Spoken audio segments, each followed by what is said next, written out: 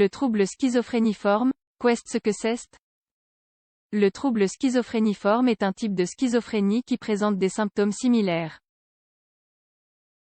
On estime qu'entre 60 et 80% des patients qui souffrent du trouble schizophréniforme évoluent vers la schizophrénie. Le trouble schizophréniforme est considéré comme un type de schizophrénie. Ces deux troubles présentent donc des symptômes similaires. Néanmoins, à la différence de la schizophrénie, les symptômes et leurs phases respectives, prodromiques, actives et résiduelles, durent entre 6 mois et 1 an. Lorsqu'un patient présente des symptômes de schizophrénie sur une période supérieure à 1 mois mais inférieure à 6 mois, on parle de trouble schizophréniforme. C'est donc seulement au bout d'1 mois qu'il est possible d'établir un diagnostic de trouble schizophréniforme. Dans certains cas, l'état du patient se dégrade et il finit alors par souffrir de troubles bipolaires ou de troubles schizoaffectifs. Pour que le diagnostic du trouble schizophréniforme puisse être établi, les symptômes ne doivent pas être liés à la prise de médicaments ou de drogues récréatives. Trouble schizophréniforme, épidémiologie. Dans 50% des cas, ce trouble se développe dans les cultures où prédomine une personnalité schizoïde. Les dernières études estiment que moins de 1% de la population mondiale est concernée par cette personnalité. Lorsque les parents sont schizophréniques, on estime qu'entre 20 et 40% des enfants souffriront du trouble schizophréniforme avec une évolution possible vers la schizophrénie. Bien que cette maladie touche aussi bien les femmes que les hommes de manière égale, à un âge plus précoce, elle est généralement plus fréquente chez les hommes. 30% des patients affectés par un premier épisode de la maladie ne connaissent pas de rechute. Les 70% restants vivent une rechute ou évoluent vers une schizophrénie chronique. Trouble schizophréniforme, les symptômes. Les caractéristiques essentielles de ce trouble sont identiques à celles de la schizophrénie.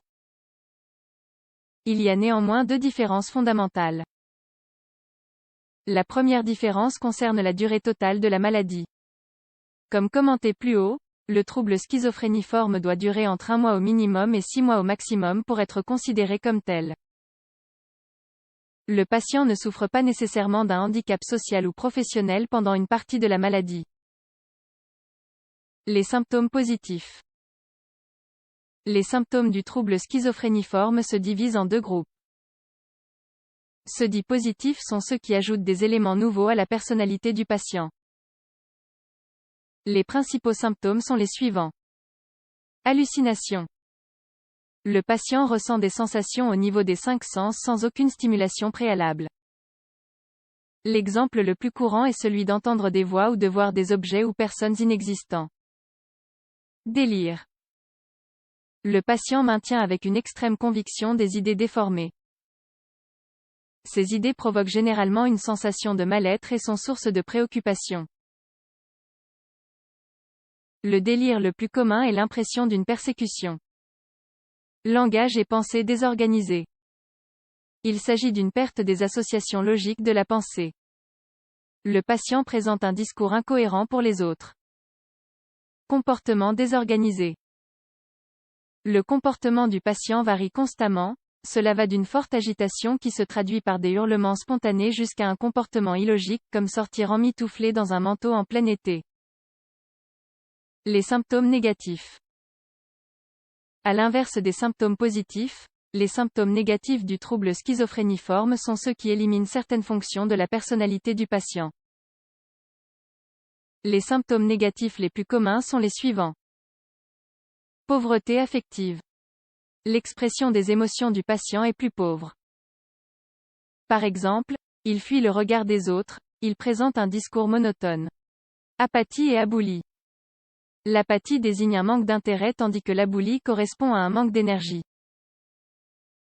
Le patient peut, par exemple, maintenir une mauvaise hygiène.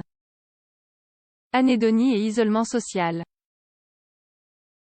L'anédonie correspond à la difficulté d'éprouver du plaisir dans des situations qui autrefois procuraient du plaisir au patient. Alogie. La pensée du patient devient pauvre. Cela se manifeste généralement par un vocabulaire pauvre.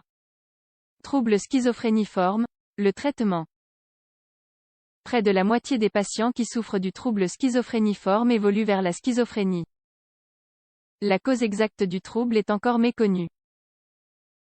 Le traitement est similaire à celui de la schizophrénie. La psychothérapie et les médicaments antipsychotiques constituent la base du traitement du trouble schizophréniforme. Nous insistons à nouveau sur le fait que pour que ce trouble soit diagnostiqué en tant que tel, il ne doit pas être la conséquence d'une autre maladie ou d'un abus de substance. Au-delà du traitement de base, il convient de souligner que la thérapie cognitivo-comportementale peut s'avérer très utile pour les patients qui souffrent du trouble schizophréniforme. Cette thérapie peut les aider à mieux comprendre le trouble et apporte des outils pratiques pour vivre avec ce trouble.